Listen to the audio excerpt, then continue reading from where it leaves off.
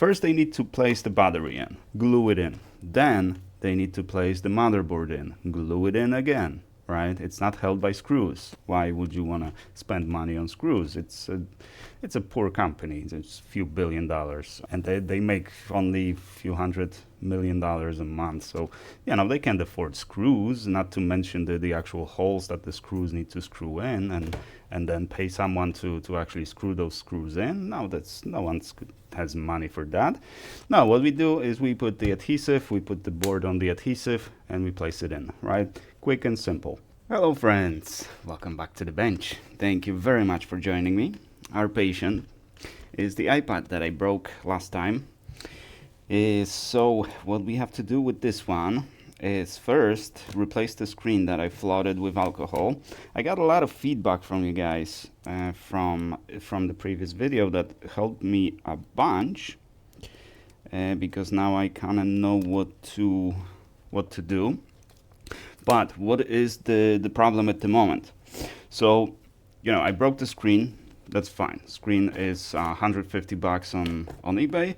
We got the replacement. Does it come with all the cables and everything? Let's see. It doesn't come with all the cables. Looks like, yeah, looks the same. Okay, so the two cables are just stuck by the masking tape, and this one is not for some reason. But it looks like it's the same. We just need to reposition the cables. But the replacement, that's not an issue. What is an issue is the backlight fuse.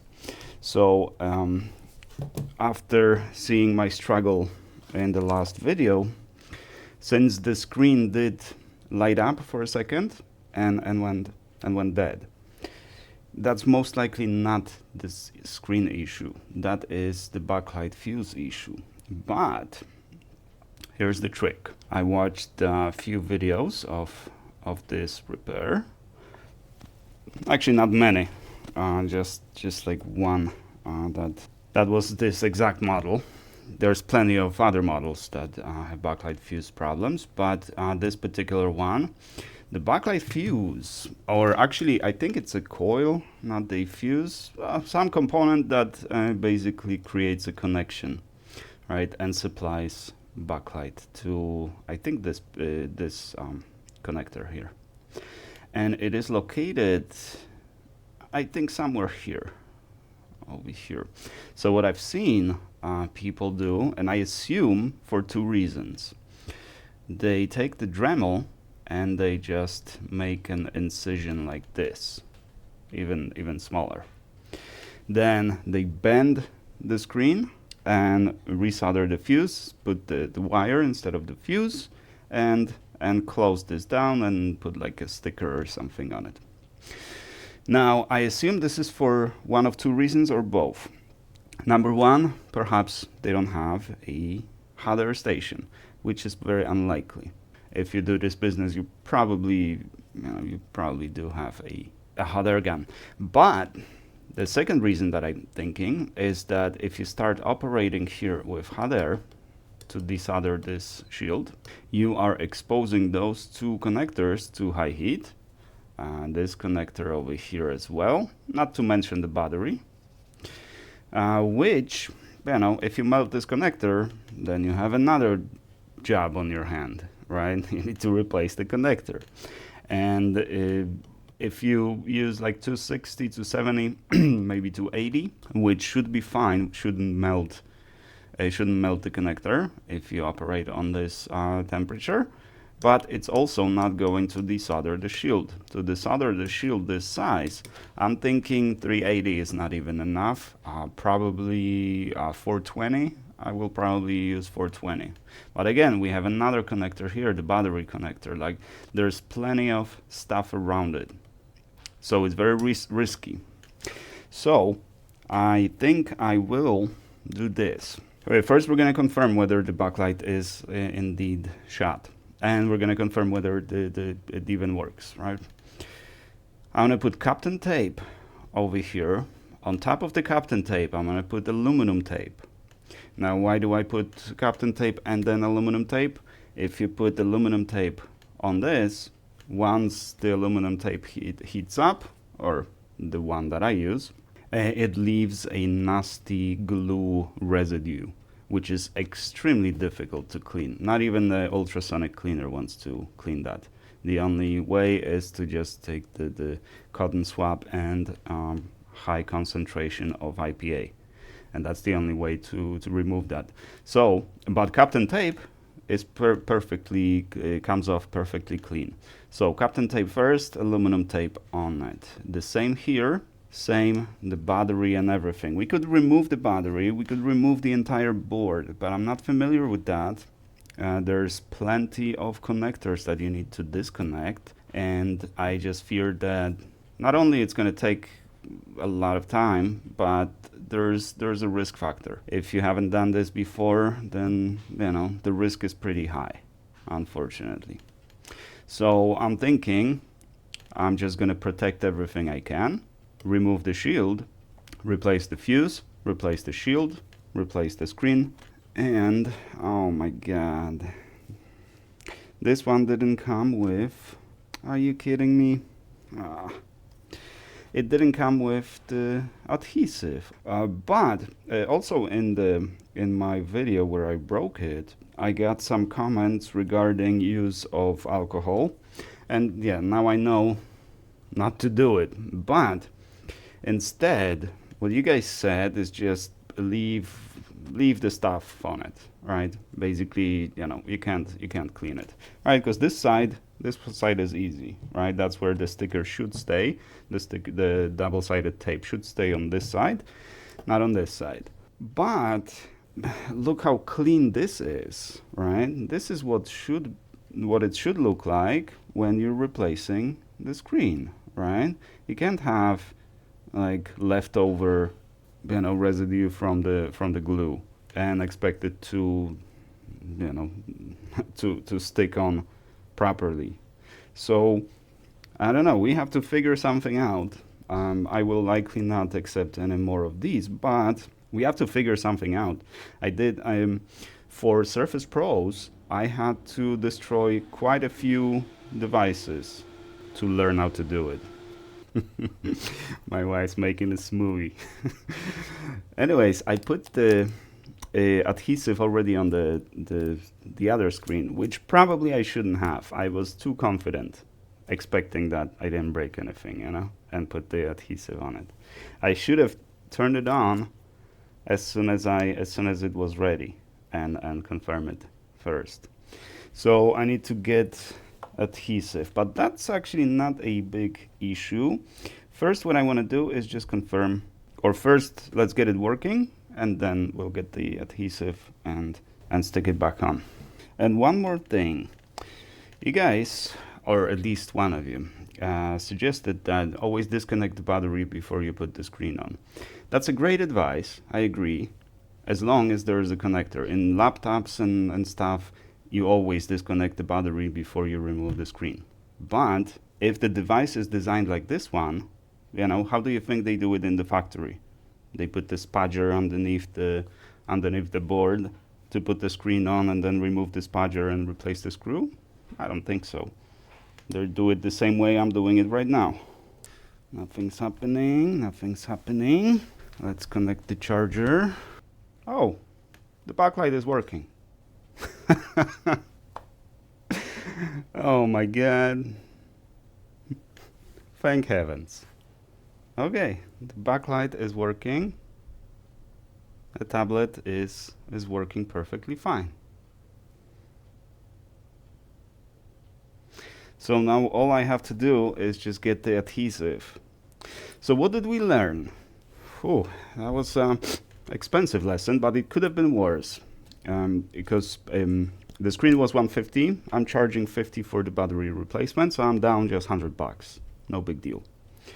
I was thinking that if the backlight doesn't work, then I try to replace the fuse and say I melted the connector, I broke the board, or I don't know, ripped the cable or something like that. I was considering just get these are like $250. You can get them for $250 on eBay. And I was thinking, I'm just gonna keep this one for parts or whatever, and I'm just gonna replace the whole device for the customer. So it could have been worse. I could have been $400 down on this instead of only 100 or 350, whatever. But it turns out I broke the backlight on the screen. So how did that happen? Probably the main reason, well, probably the only reason, is the use of alcohol. I used the excessive amount of it, and a few of you guys commented that, you know, as soon as you saw how much alcohol I was using there, then it's not gonna work. And you were right. It didn't work. But that still leaves the problem of how do you clean this surface, right? The customer stated explicitly that they want the battery replaced and adhesive with the seal. Well, the lesson is learned. First of all, don't use the alcohol. But if you don't use alcohol, some of you guys suggested that you take the like a Scotch tape or packing tape or something, and you stick it on this side and remove it, and the majority of that adhesive will be removed. I have to test that because if I don't know.